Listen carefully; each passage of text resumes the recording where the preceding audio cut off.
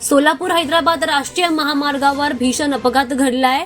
आज सकाळी हा अपघात घडलाय। या अपघातामध्ये 5 जणांनी जीव गमावलाय तर काही जण जखमी झालेत। आज सकाळी ही क्रुझर गाडी सोलापूर हैदराबाद महामार्गावरून हायवेकडे जात होती। या गाडीतील प्रवासी सोलापूरवरून नळदुर्ग येथे देवदर्शनासाठी निघाले होते। त्याचवेळी धाराशिवमधील अंदूर परिसरात त्यांच्या जीपचं टायर अचानक फुटलं। त्यामुळे चालकाचे गाडीवरील नियंत्रण सुटले आणि ही जीप एका टँकरला धडकून रस्त्यावर पलटी झाली आणि काळाने यांच्यावर मोठा घाला घातल्याचं दिसून येत आहे। अपघात झाल्यानंतर आजूबाजूचे नागरिक तातडीने घटनास्थळी धावून आले।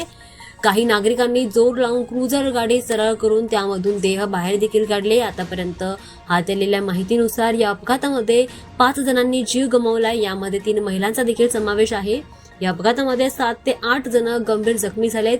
त्यामुळे अपघातामधील यांचा आकडा आता वाढण्याची शक्यता आहे।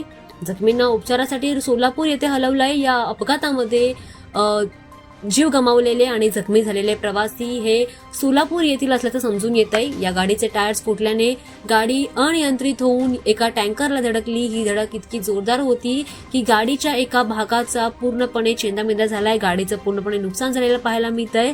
या धडकेमुळे गाडीत बसलेल्या 5 जणांनी जीव गमावलाय। काही नागरिकांनी गाडीतील देह बाहेर काढून रस्त्यावर देखील ठेवले आणि त्यानंतर गाडी सरळ करून इतर जखमींना देखील बाहेर काढलं।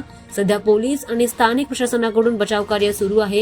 मात्र अपघाताच्या वेळी गाडीमध्ये क्षमतेपेक्षा जास्त लोक कोंबून बसले होते। त्यामुळे 5 जणांचा यामध्ये जीव गमावलाय आणि 8 जण गंभीररित्या जखमी झालेले पाहायला मिळतात।